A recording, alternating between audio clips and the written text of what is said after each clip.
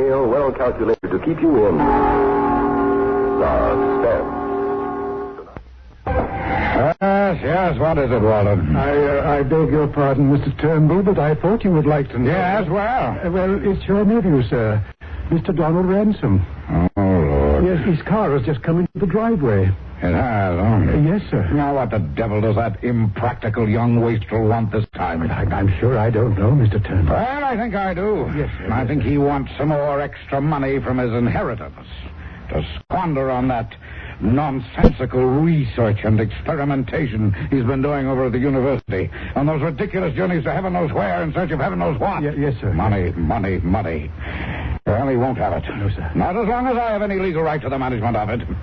And then, after all, we do have to look out for ourselves, don't we? Of course we do. Well, don't we, Walden? Yes, sir. Of course we do, sir. Of course.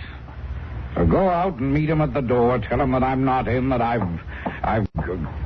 Well, Donald, come in. Oh, here you are, Uncle Frederick. I thought I heard your voice in here. Hello, Walden. Mr. Donald. Well, I'm glad to see you, boy. You should come and visit with me more often. Sit down. Thank you, sir. That'll be all for now, Walden. If I need you, I'll bring... Yes, sir. Thank you, sir. Well, my boy, how are you? Feeling better than I've felt in a long time. Splendid. And then you look it, too. But, now what's on your mind? I've come to say goodbye, sir. You've come to... What was that? I've come to say goodbye to you. I'm about to leave on another expedition. You're what? Yes, sir. In just a few days now, I'll be leaving for Egypt. Egypt? Yes, sir. I see. Do you mind telling me why you think you ought to embark on another of these silly, expensive expeditions? Uncle, I've spent months now in reading and research at the museum, at the university, working with Horace Brand. And who is Horace Brand? Oh, he's the son of Mr. J. Harrison Bracton, the curator at the museum. What's more, he's one of the foremost students of Egyptology in this part of the country. Yes, I see. All right, very well. Go on. Uncle, I am now convinced that I can locate the tomb of the ancient pharaoh Kamoshek I. Oh, you are? Yes, sir. I'd stake my life on it. You mean if I let you go? What? Donald, to put it bluntly, I'm fed up with your wasting your time on these stupid, pointless wanderings all over the face of the earth. And I mean completely pointless. That's not exactly the way the museum feels about them, Uncle. Nor several universities. Well, that's the way I feel about them. I'm sorry. What's more, you're wasting not only your time, but your money. The money that your poor father spent a whole lifetime struggling to accumulate. And not for any such nonsense as this. You can be quite sure of that. Father left me that money to spend in any way I might see fit. Oh, he did, huh? He certainly did. Provided, Donald. Provided that your handling of it meets with my approval. And don't you forget that. When you're 30 and the estate passes completely into your hands, if you live that long... Is that supposed to be a threat? Take it any way you like. When you're 30, when the money is yours alone, very well, you can do anything you like with it. But until then, don't you forget for 1 minute that I am legally in control of it. All of it. Well, you've opposed me in my plans for every one of my expeditions, haven't you? I certainly have, and I shall continue to do. Do you mind telling me why? For your own good, that's why. Oh, I'm sure. Don't be sarcastic, Donald. Or is it your own good you're thinking of? It is not. It's simply because sooner or later, boy, you've got to realize your responsibility. Realize that as the wealthy heir of a wealthy family, it's up to you to carry on a tradition that's been set for you, whether you like it or not. To increase the fortune that has made your family name and reputation, to build even greater financial power. Not to waste it, throw it away. Do you call my contributions to science a waste of money? Science? Rot. What do you know about science? Oh, look, Donald. Believe me, my boy, there's nothing selfish in my attitude in this matter. Oh, no. I am thinking only of you, Donald. Of your future. And above all, of the fine family name, the family honor. But you alone are left to uphold, that you must uphold. If for no other reason than respect for the memory of your father. Well, my boy? Is that all, Uncle Frederick? Well, it depends on you. Are you going to give up this asinine plan? No. What do you mean, no? Now, you listen to me. Regardless of what you may say or think, I'm going to Egypt. I said you listen to me, young I man. made all my plans, obtained the sponsorship of the museum, thanks to Horace Brand. Donald, I'm... So if this tirade is simply because you thought I might want more of my inheritance, Uncle Frederick, well, you can stop worrying about it and right now. I tell you that you're not going on this ridiculous expedition. And I tell you that I am. There's nothing you can do or say that will stop me. Oh, there isn't, huh? No. Goodbye, Uncle Frederick. Why, you insufferable young imbecile. Sit down and listen to me. Sorry, I must go now. Sorry, huh? Well, you will be sorry. What's the matter with you? You lost your senses. I think I've finally come to my senses. Donald Ransom, have you forgotten that I am in a position to cut you off from your inheritance, cut you off entirely, if I wish to? I'm fully aware of that, Uncle Frederick. But if you think I care, you're entirely wrong. Goodbye, sir. Then, by heaven, I will cut you off. Well, you hear me? I hear you. So help me, Donald. I've tried to avoid this. Believe me, I have. I have shown more patience toward this arrogant behavior of yours than I thought I had. But your idiotic bullheadedness, your utter disregard for your responsibility for the importance of your family name and social status, in spite of all I've tried to do, well, by heaven, I will have you cut off without one single solid... Wait a minute, I said. Where do you think you're going? Egypt. You'll be sorry, Donald. You don't know how sorry you'll be.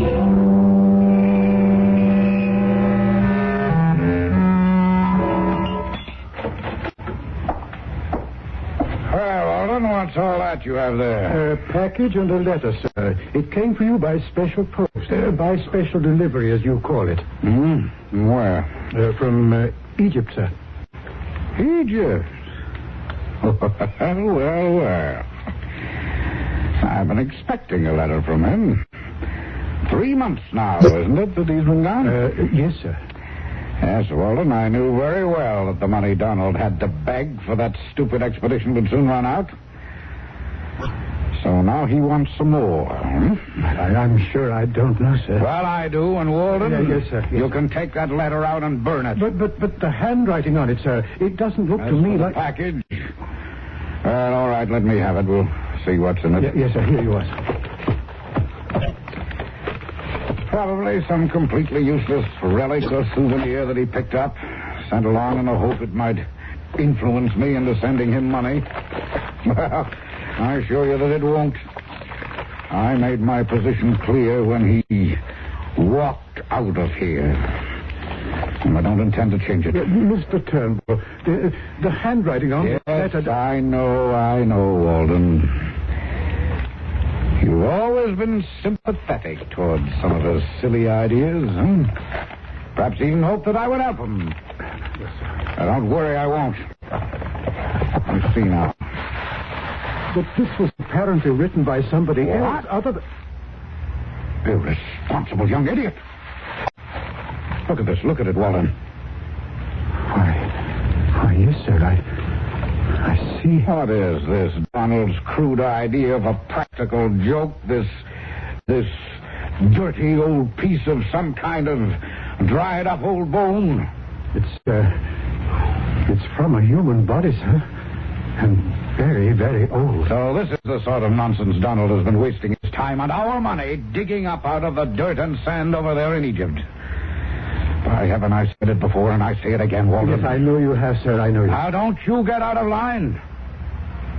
No, sir. That letter, where's the letter? Yes, sir. Here, sir. But as I started to say, sir, that handwriting is... Mr. Turnbull. Oh, I see. It's signed by Horace Brand. The young man he spoke of who went with him. Hmm? Oh, yes, I remember. No.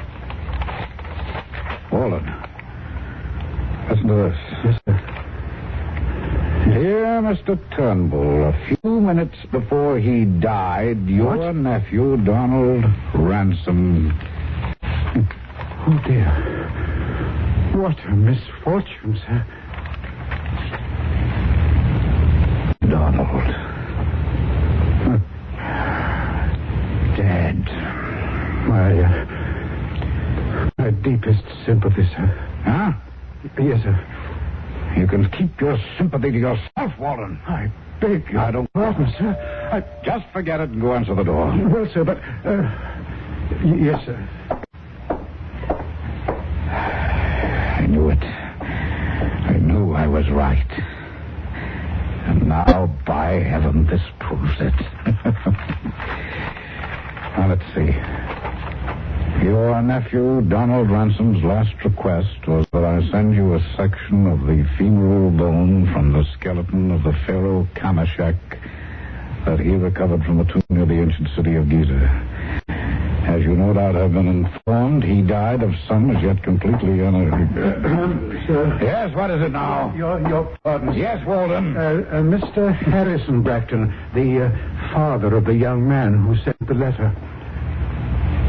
Oh. All right, send him in. Yes, sir. Right in here, sir. Thank you. Ah, come in, Mr. Bracton. Come in. Thank you, Mr.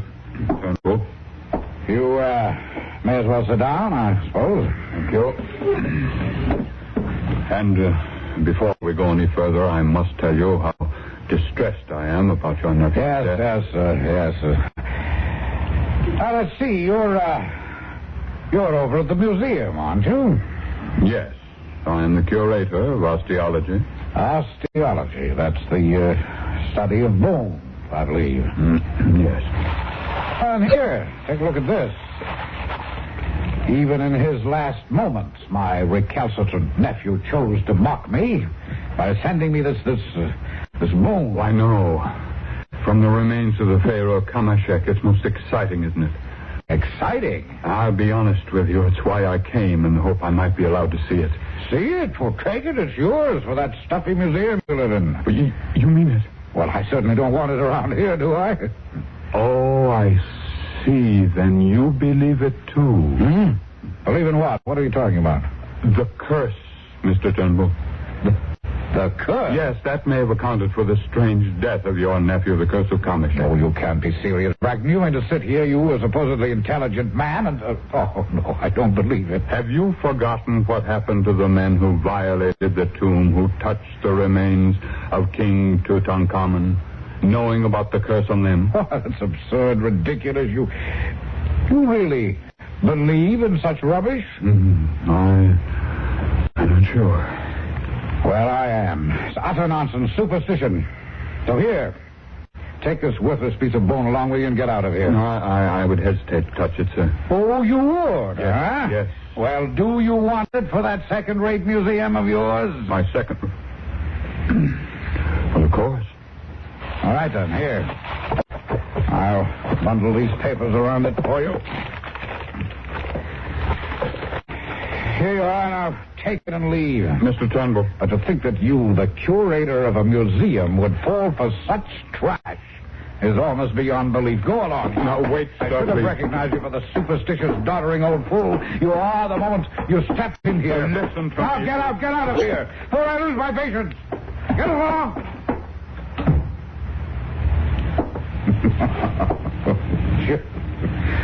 Curse of Kamoshek, huh?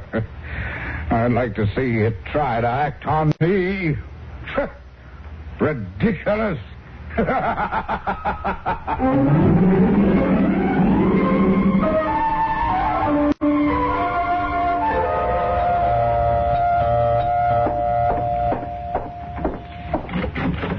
Yes, Mr. Turnbull. I must see him at once. Oh, Mr. Bracton, I believe. Yes, Harrison Bracton. I was here to see him only a few days ago. Take me into him. Where is he? Well, I'm sorry, sir, but I doubt if Mr. Turnbull is in this evening. He must be. He has to be. I must Now, see wait, him sir, immediately. please, please. Get out of the way. I'll find him I myself. tell you, he isn't into anyone this evening. Please wait, sir. Please. What's going on around here? What's all this? Oh. You again? Yes, it's I, Mr. Turnbull. I must talk to you. Yes, so it would seem. Well? I'm terribly sorry, sir. I That's all right. It's all him. right, Walter. Thank you, sir. Well, what do you want this time, Mr. Bracton? Here. Take it. Take back this accursed thing. What? I told you when you insisted I'd take it along with me. I told you there was a curse on it. The curse of Kamoshek. Now it's proved itself. Oh, Bracton, have you been to see a psychiatrist lately? Please don't jest about this, Mr. Turnbull. I told you I didn't want to actually touch this terrible thing, nor have I, nor will I. And now, after what I've seen it do to those who have touched it, I don't even want it near me. Oh, well, that sounds very intriguing, Bracton. Go on. But when I got it home, I placed it under a glass bell in one of the cabinets in my study. Very carefully, Mr. Turnbull, not actually touching it, just using a pair of forceps. Oh, nonsense. That night, sir, it somehow forced its way out of the cabinet. The glass was broken into 1,000 pieces, yet no one was around who could possibly have touched it. Oh, no, The ridiculous. next morning, the housemaid, knowing nothing about the curse on it, picked it up in her fingers and placed it on the table. Well? Late that night, frantically running away from what she described as a living mummy, she fell headlong down the stairs leading from her room on the third floor. Bracton, She is still in the hospital, Mr. Turnbull. And all because of this poor little ball. Bye. Listen to me. You must listen to me. Oh, I am listening. The doctor who attended her... Oh, why did I did it, I shall never know. Well, it was. I let him take the bone with him to study it. In 2 days, Turnbull, that man, one of the finest in his profession, had to be committed to an institution as a raving maniac, babbling wildly about a phantom that pursued him. A phantom he described as looking like a... Oh, now, wait a minute, Bracton. I've heard enough of this. Do you mean to tell me that a man of your so-called intelligence, that you can possibly take a thing like this seriously? That you can really believe a chunk of bone could have caused these things you told me about? If they really did occur? It was you who inflicted this thing on us, Turnbull. And here. Now you have it back. Bracton, I can only hope and pray that I may never see it again. You honestly believe I tell you, sir, those things are incontrovertible proof of the curse it carries. And I tell you, sir, that you're nothing but a superstitious, doddering old fool. What's more, I'll prove it to you. Let me have the package. Here now. Wait a minute. What are you going to do? Turnbull. Well? Surely you don't intend to touch that bone. Why, I thought that's why you brought it here. So I could feel the curse of it, too. Yes, I did, because I was angry and upset. Very well, then. But you mustn't. Now, aren't you getting a little tired of being foolish about this thing? Please, I beg of you. There. Satisfied now? Good. Now, watch me. I'll even hold it in both my hands. Rub it against my face. My cheek. Help you. Curse, did you say? Why, Bracton, you're crazy. Turnbull, you don't know what you're doing. You don't know. You bet I do, Bracton. I'm simply proving once and for all that the only people who are affected by these silly, stupid, childish superstitions are those who believe in them, and I don't. Now that you've seen me defy this so-called curse, you don't have any reason to either. And this will be the proof of it. You will touch it now. Here you are. No, please. I said don't touch it. Don't take it away. Touch it. I beg of you. Will you stand still, you blithering... Stand still. No.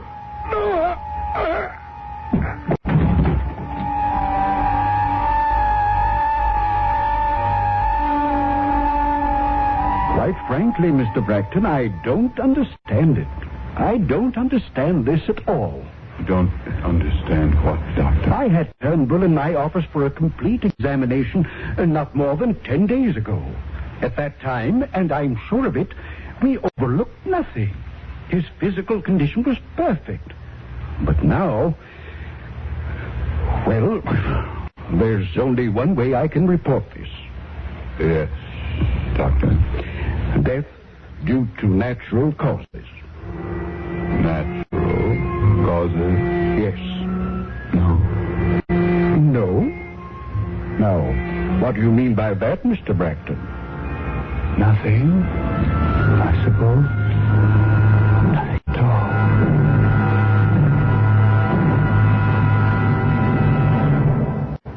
Suspense.